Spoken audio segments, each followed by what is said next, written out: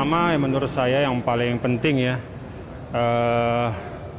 ada satu poin yang menurut saya penting ya, bahwa saya dan kita semua kan yakin ya, niat dari Menteri Agama itu pasti baik ya. Jadi niat dari Menteri Agama itu saya yakin betul, hakul yakin adalah baik. Karena beliau kan juga seorang tokoh ya dari organisasi Islam yang terbesar, kemudian juga putra dari seorang ulama besar ya, Al-Maghfurlah Kiai Haji Khalil Bisri ya. Jadi niat beliau pasti baik, itu yang pertama. Yang kedua memang dalam tataran surat edaran itu menurut saya ada beberapa hal yang mungkin perlu diperhatikan ya. Ya katakanlah sebagai bahan untuk mungkin mengkoreksi ya. Yang pertama bahwa salah satu kaedah paling mendasar di dalam membuat satu kebijakan publik itu kan ada yang disebut dengan kaidah imparsialitas. Imparsialitas itu artinya rata, seimbang, adil, tidak memihak.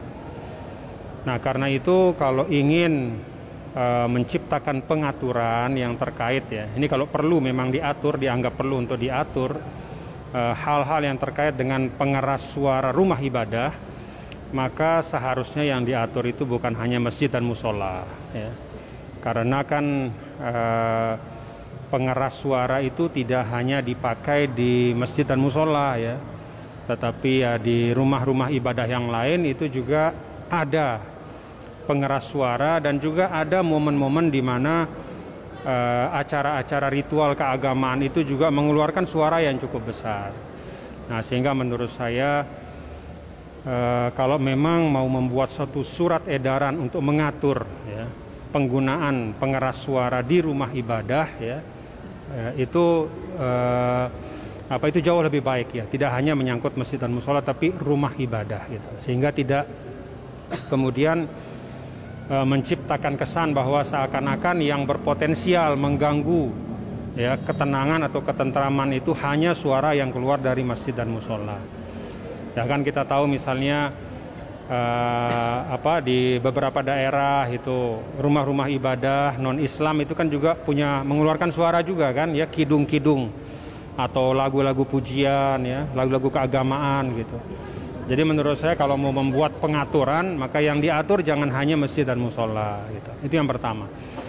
Yang kedua, di banyak tempat di Indonesia ini sesungguhnya masjid itu tidak hanya tempat berkumpul untuk sholat ya.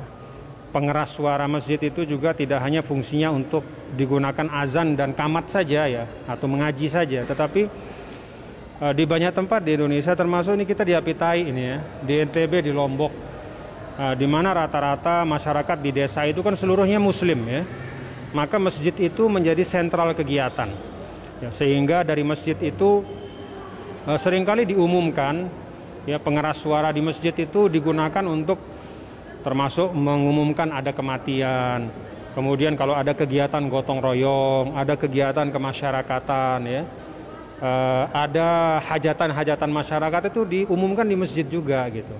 Dengan kata lain, pengeras suara masjid atau masjid itu memiliki juga fungsi sosial budaya ya.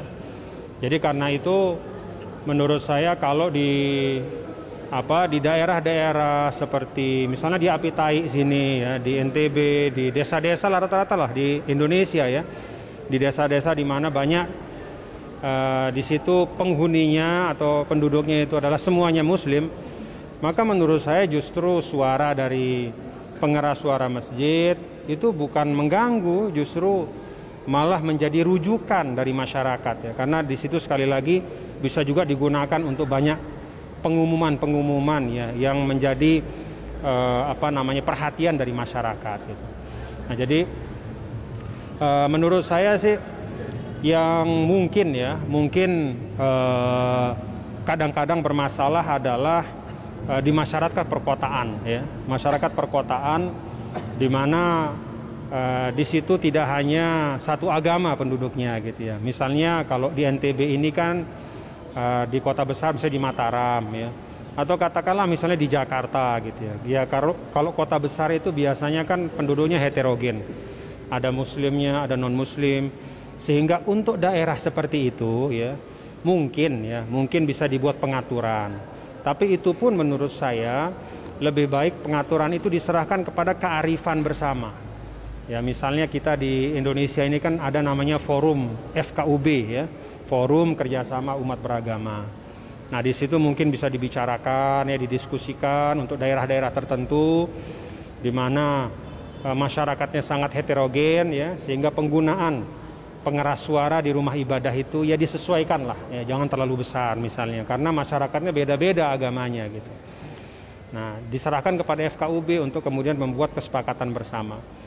Menurut saya kalau kesepakatan itu lahir dan dibicarakan di tingkat masyarakat dan disepakati, itu akan jauh lebih mudah diterima gitu ya, dibanding misalnya surat edaran yang istilahnya berlaku untuk semua gitu, padahal situasi masing-masing daerah itu kan beda-beda ya. Jadi kita di NTB ini kalau saya saksikan ya, kita di Apitai di mana-mana ini ya, suara masjid itu suara yang kita rindukan gitu ya, suara yang justru menjadi penyejuk gitu ya. Jadi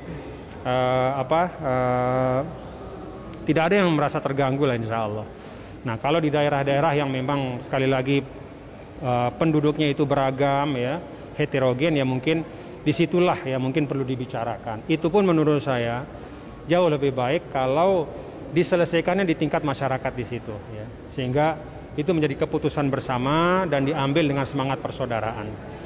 Ya, itu sih dua hal yang menurut saya mungkin perlu dijadikan pertimbangan ya untuk ke depan ya, apakah misalnya kalau berkenan ini dikoreksi kan bagus ya, sehingga tidak terkesan hanya menyasar kepada masjid dan musola gitu, tetapi juga bisa diberlakukan untuk semua.